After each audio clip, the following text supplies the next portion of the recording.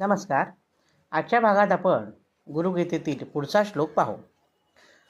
गुरुमूर्ती स्मरे नित्यं गुरुनाम सदा जपेत गुरोराज्ञां प्रकुर्वीत गुरोरन्यन्न भावयेत.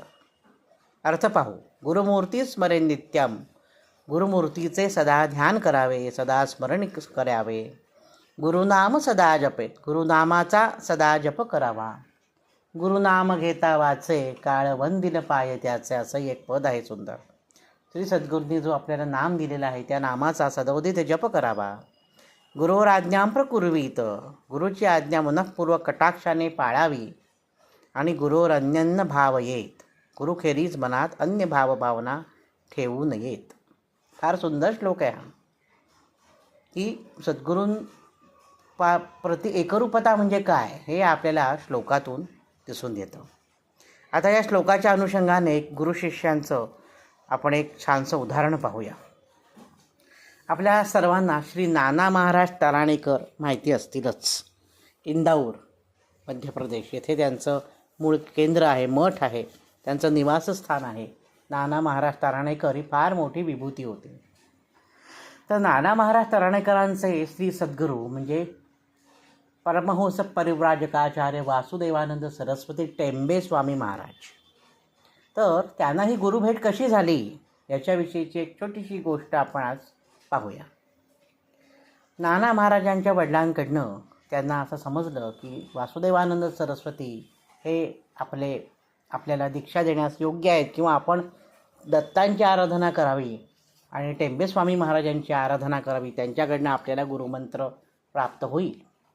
म्हणून त्यांनी पहिले गुरुप्रती जायचं मुख्य मार्ग म्हणजे कुठचा, तर गुरुचरित्राचं पारायण हा मुख्य मार्ग गुरुप्रती जायचा आहे. तर त्यांनी गुरुचरित्राचं पारायण करायचं ठरवलं. तेव्हा नाना महाराजांचं वय अतिशय लहान होते. ते 8, 9, 10 वर्षाचे वगैरे असे असावेत. तर एवढ्या लहानग्या वयात त्यांनी ठरवलं की आपल्याला गुरुभेट हवी आहे आणि त्यासाठी आपल्याला गुरुचरित्राचं पारायण करूया. म्हणून त्यांनी पारायणाला सुरुवात केली. पारायण करताना त्यांनी मोजका आहार ठेवला होता सुरुवातीला. त्यांना असं वाटलं होतं की एक पारायण झालं आपल्याला श्री सद्गुरूंचं दर्शन होईल, पण तसं काही झालं नाही. एक पारायण म्हणजे 7 दिवसांचं. श्री गुरुमंत्रासाठी दर्शन देतील असं त्यांना वाटत होतं, परंतु दर्शन काही घडलं नाही. एक पारायण संपल्यानंतर त्यांनी लगेच दुसऱ्या दिवसापासून गुरुचरित्राचं दुसरं पारायण करण्यास सुरुवात केली. दुसरं पारायण संपता त्यांना वाटलं होतं की आता तरी आपल्याला गुरुदर्शन देतील, पण तसं काही घडलं नाही. तेव्हा त्यांनी पुन्हा तिसरं पारायण सुरू केलं 7 दिवसांचं. त्यावेळी आहारात फक्त दुग्धपान केलेलं आहे, म्हणजे फक्त दूध घ्यायचं आहारासाठी, एवढंच मर्यादित ठेवलं. पण तरीसुद्धा गुरुभेट काही झाली नाही. 3रं झालं, 4थं झालं, 5वं झालं, 6वं पारायण फक्त एक वेळ दुग्धपान करून त्यांनी केलं. म्हणजे एकदाच दूध प्यायचं दिवसभरात, बाकी काही अन्नग्रहण करायचं नाही आणि गुरुध्यानात मग्न व्हायचं.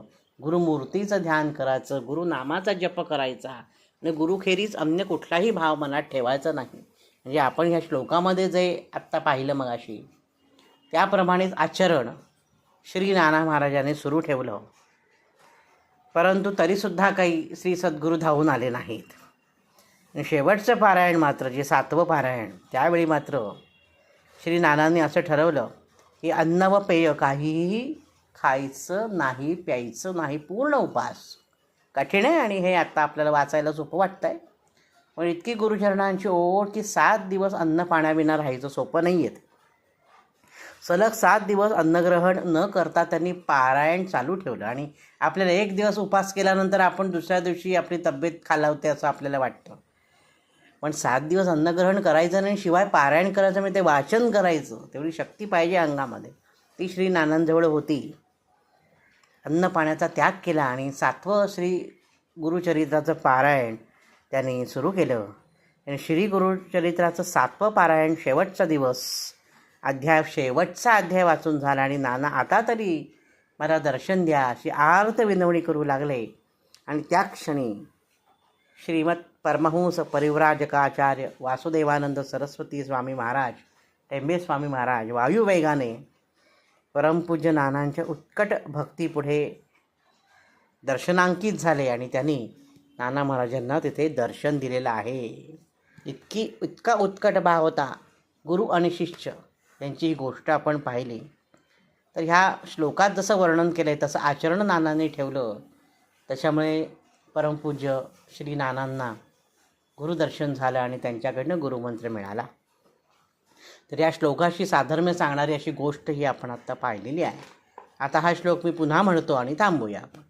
गुरुमूर्ती स्मरे नित्यं गुरुनाम सदा जपेत गुरुराज्ञां प्रकुर्वीत गुरोरन्यन्न भावयेत. आजच्या भागात इथेच थांबतो. नवनवीन माहितीपूर्ण व्हिडिओ पाहण्यासाठी ऐकण्यासाठी वैभव दातार ऑफिशियल हा माझा यूट्यूब चॅनल जरूर आणि जरूर सबस्क्राईब करा. धन्यवाद.